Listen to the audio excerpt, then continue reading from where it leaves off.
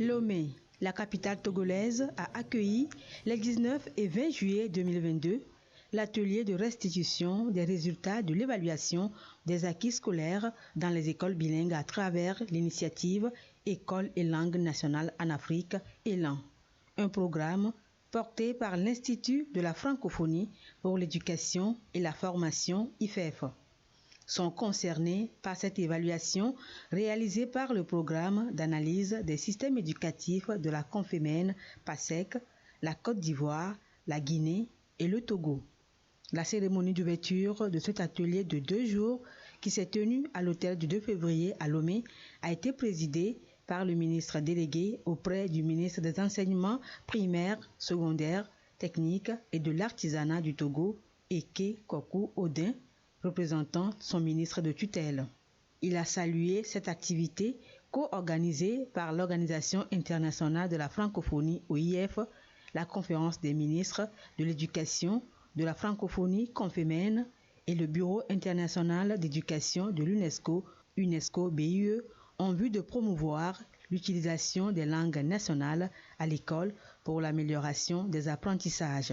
Cet atelier est une étape capitale dans le processus de mise en œuvre de nos différentes politiques linguistiques qui supposent des réformes cruciales pour l'avenir de nos systèmes éducatifs. Dès lors, l'enjeu majeur est de mettre en œuvre des politiques qui, adaptées à nos contextes socio-économiques et culturels, en vue de promouvoir une éducation de qualité nécessaire à l'avènement d'une école africaine de progrès. Améliorer les performances des apprenants, c'est de cela qu'il s'agit. Dans cette optique, les résultats de l'évaluation des acquis scolaires réalisés dans les écoles bilingues, notamment en Côte d'Ivoire, en Guinée et au Togo, ont été présentés. Des résultats plutôt satisfaisants et l'OIF, la Confémène et l'UNESCO s'en réjouissent. L'utilisation conjointe des langues nationales et du français devrait permettre aux élèves de réussir mieux les enseignements, que ce soit les enseignements en langue, mais aussi les autres disciplines scolaires. Alors, pour ne pas anticiper sur les résultats, je pourrais vous citer le cas de l'évaluation que nous avons faite au Niger, où les élèves ont été évalués en germain, en haoussa, en français. Et on s'est rendu compte systématiquement que les élèves qui avaient été évalués en germain et en haoussa avaient les meilleurs résultats en langue et en mathématiques. Et ceux qui avaient de bons résultats dans les évaluations en français, c'est ceux qui avaient le français comme langue maternelle. Donc ça veut dire que le choix de la langue d'enseignement est très important. Et pour des enfants qui n'ont pas le français comme langue maternelle, lorsqu'ils arrivent à l'école et qui sont accueillis en langue française, c'est parfois un blocage. Donc, ELAN est un très bon programme qu'il faudra soutenir et nous espérons que cette évaluation nous donneront les éléments qu'il faut pour mobiliser plus de pays encore pour entrer dans le programme ELAN. L'Institut de la francophonie pour l'éducation et la formation IFEF se réjouit également de l'adhésion de la Côte d'Ivoire, de la Guinée et du Togo à l'initiative École et langue nationale en Afrique ELAN. Pour la directrice de l'Institut, les résultats de la mise en œuvre du bilinguisme dans ces pays seront analysés avec à la clé des recommandations. Et l'IFEF continuera à accompagner ces pays pour améliorer la qualité de l'éducation. On va discuter les résultats, on va travailler sur les recommandations, on va faire une petite comparaison entre les 3 pays pour voir les bonnes pratiques qui ont fonctionné plus dans un des pays et d'autres, et on va restituer ces résultats-là. Il y a eu une première restitution que vous avez vue sur le rapport, mais c'est un rapport provisoire qui sera définitif à la suite de ces 2 jours de travail au Togo, à Lomé, dans cet agréable hôtel. La langue nationale, elle est là, elle est faite pour qu'on apprend mieux, on communique mieux et surtout d'être fier de sa culture. C'est une culture que nous portons avec nos langues. C'est un contexte que nous menons. Pourquoi on le laisse à côté pour apprendre autre chose? On va apprendre le français, on va apprendre l'anglais, on va apprendre toutes les langues après. Mais on va surtout, pour les premiers apprentissages, pour améliorer la qualité, doivent se faire dans nos langues nationales. Et c'est un acquis qu'il ne faut pas laisser à côté. À la suite de l'IFEF, le Bureau international d'éducation de l'UNESCO, BIE UNESCO, a aussi exprimé sa disponibilité à accompagner les États pour promouvoir les langues nationales et à les utiliser pour l'éducation des apprenants. Pour le directeur du BIE UNESCO, Ido Yao, enseigner les apprenants dans leur langue maternelle est un excellent moyen pour améliorer la qualité de l'éducation et promouvoir la culture. Depuis 50 ans, l'UNESCO travaille avec des partenaires pour promouvoir l'éducation multilingue parce que nous y croyons. Nous croyons en cela pour diverses raisons.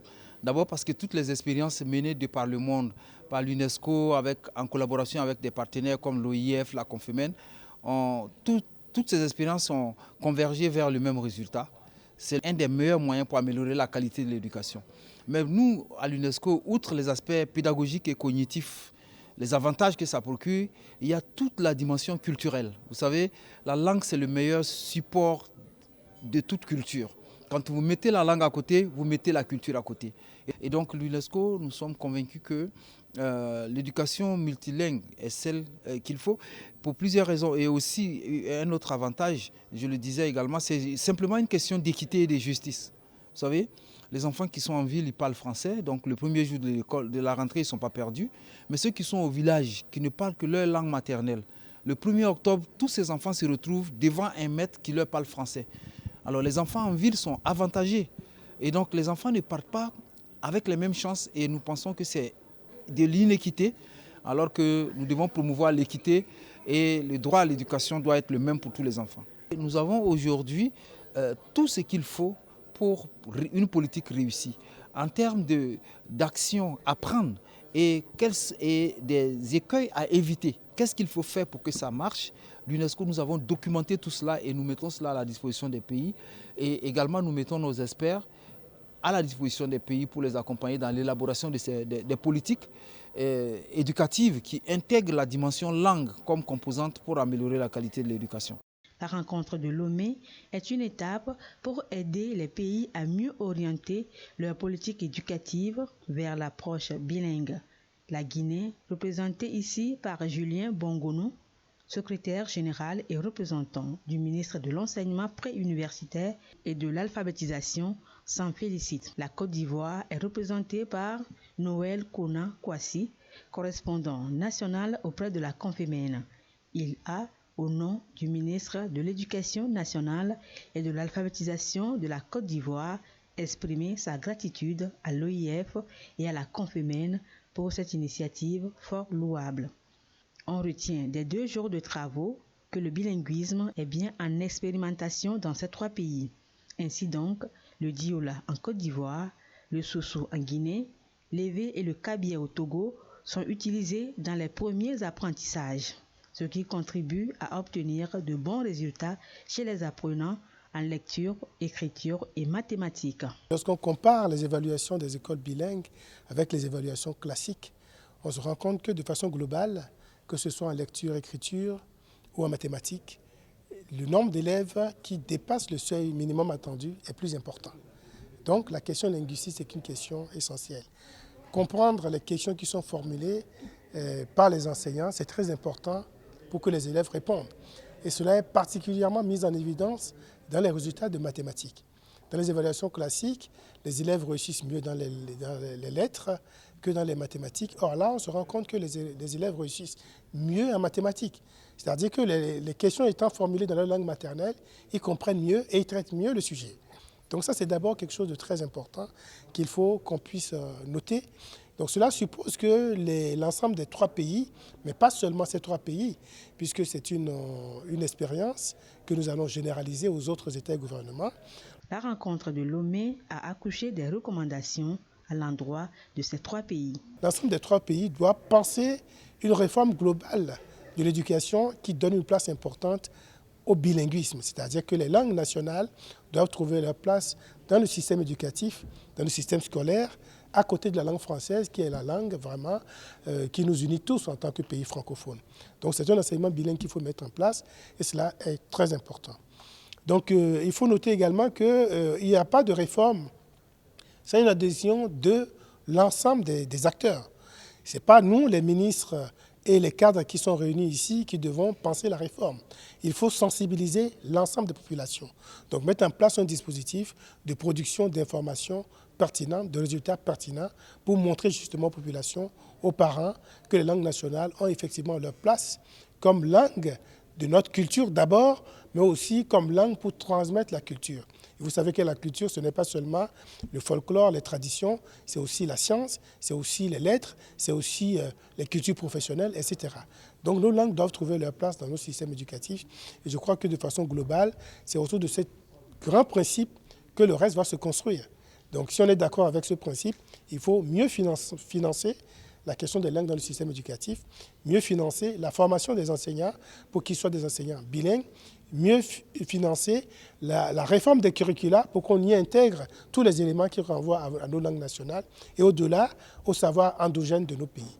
Donc de façon synthétique, voilà les grands enseignements qu'on peut tirer pour ces 3 pays, mais aussi pour les autres pays membres de la francophonie. Au terme des travaux, l'ensemble des 3 pays, la Côte d'Ivoire, la Guinée et le Togo, se sont engagés à poursuivre les efforts pour la mise à échelle du bi au plurilinguisme. Réussir ensemble le pari d'un système éducatif accordant une place de choix aux langues nationales est désormais leur leitmotiv. La cérémonie de clôture des 2 jours d'échange a servi également de cadre pour les professionnels des médias du Togo d'échanger avec la Confémène, l'IFEF, le BIE UNESCO et les pays concernés sur les conclusions de l'atelier de Lomé. Conclusions qui sont approfondies et renforcées par le symposium sur l'enseignement bilingue au Togo les 21, 22 et 23 juillet 2022, toujours à l'hôtel du 2 février à Lomé. Oui, c'est ça.